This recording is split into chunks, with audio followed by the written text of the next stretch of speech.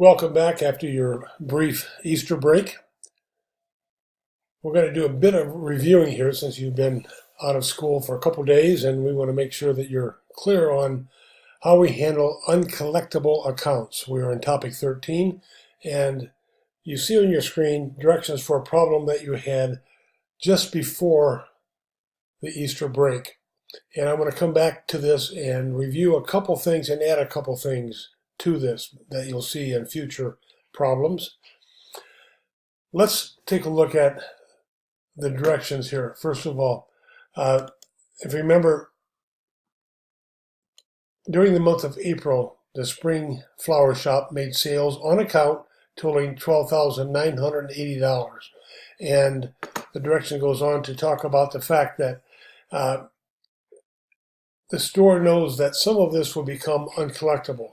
And most businesses have to deal with this. If they sell on credit, they're going to have to deal with the fact that some people don't pay their bills and some accounts become bad debts. And we have to account for that in some way to make our books as accurate as possible. So this store determines that each month approximately 0.5% of all sales on account become uncollectible. That's 0.005.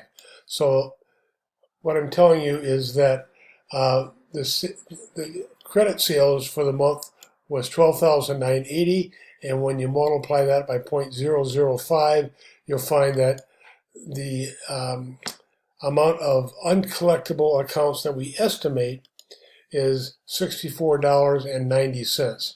And in the cash receipts journal, you see that entry made. That's what you should have made in problem 41 just before the break. So $64.90 becomes our estimate of uncollectible accounts. Now, let's go back here again. The directions for problem 41 gave you that amount of money, but the question will be, where did that come from?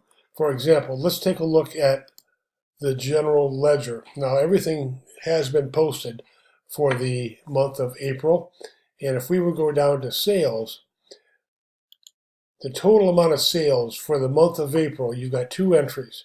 Total amount is $13,403. That's not the number we use. What we want is not the total sales. We want just the sales on account. Some of that happens to be sales for cash. If you look in the cash, I can find it here, the cash receipts journal. I put an entry up here. This is representing the cash sales for the month of April, at least for that day.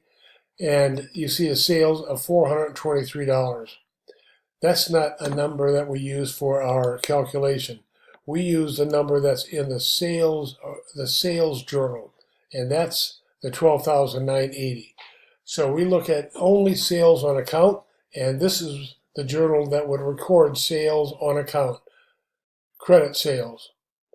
So we also have, as you see, in the sales journal, sales tax payable that the customers owe to us, and the total amount that they owe will be $13,726.35. Now, I haven't filled in all the transactions and all the entries here, but let's assume these are the totals. Now, when we estimate the allowance for uncollectible accounts, we use this number, sales on account, sales credit, not accounts receivable. We don't worry about sales tax. We'll talk about that later. But we look at sales on account. So the $12,980 is multiplied by the 0.005 to get the $64.90. And again, if we go back to the cash receipts journal, this is the entry you should have made. Uncollectible accounts expense is debited, $64.90. The allowance for uncollectible accounts is credited. So, and that, as you see here, has been posted as well. So let's go to the general ledger and look at, first of all, this account, the allowance for uncollectible accounts. As you see here, at the end of March, there was a balance of $150. So in the month of March, we also estimated uncollectible accounts. And that balance is $150. Now we've done it again at the end of April, and we've credited again $64.90. So we expect that at some point people will become uncollectible. Their accounts will turn into bad debts, and we need to what we call write them off. And we'll take a look at how that's done here in a minute. But this represents an estimate. This is the estimate from last month. This is the estimate from this month. Now, we don't expect everybody, all these bad debts to occur in the month of April. Typically, we will give customers several months, even though they're late, hoping that we can get them to pay us. So right now, we are estimating that at some point in time, people will become bad debts, and we will have to write off a little over $200. So let's take a look at how that works. Let's go to accounts receivable here. I have a customer put in here. There's only one. We only need one for this example. So here is our customer, MT Pockets. That's his name, and he owes us $95.50. And you can see that this transaction took place back in October of 2018. So in the meantime, we've tried to get him to pay us. He hasn't done it. And finally, we are about to write him off and decide that we're not going to collect this money. So how do we do that? Well, we go back again to the cash receipts journal. This is the journal we use for this, as you will see. We put the date. Let's say it is April 30th. And the first account will be the allowance for uncollectible accounts. And that will be debited, and we'll see what happens in the account after we post. That will be debited by $95.50. The customer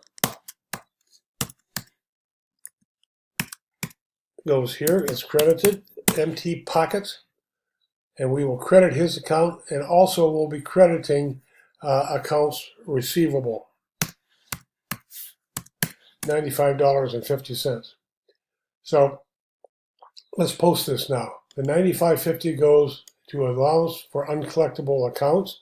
That's in the general ledger. The date is April 30th.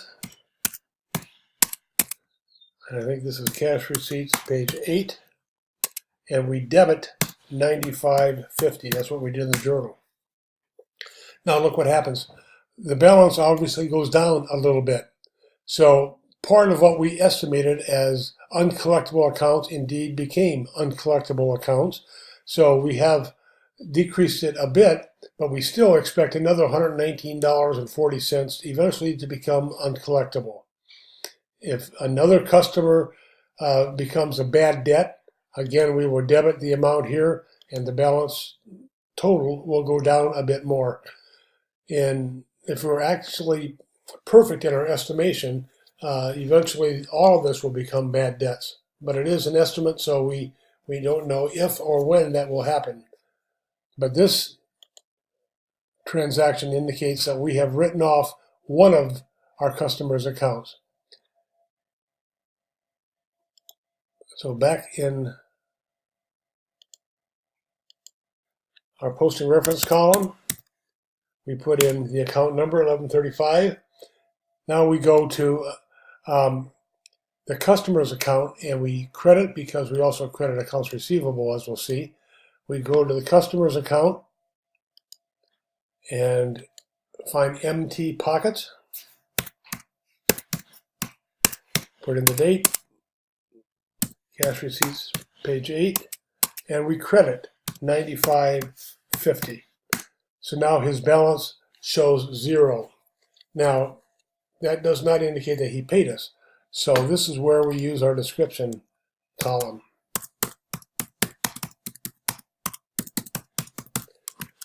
We need to indicate that we wrote off his account.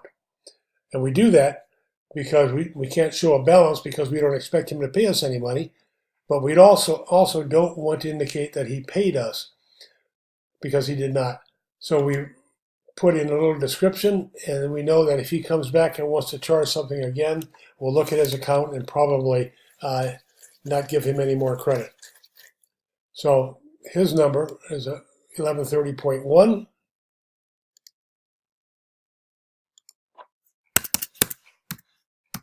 and that goes back into the posting reference column. The 9550 would be credited to accounts receivable.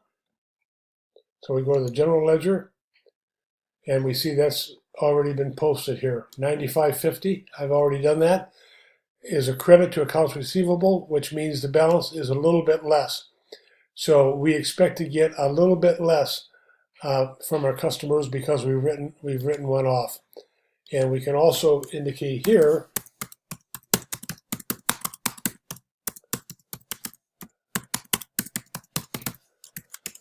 a little description indicating that we wrote off a customer's account, just so that we clarify why that has been credited. So that's how this is done.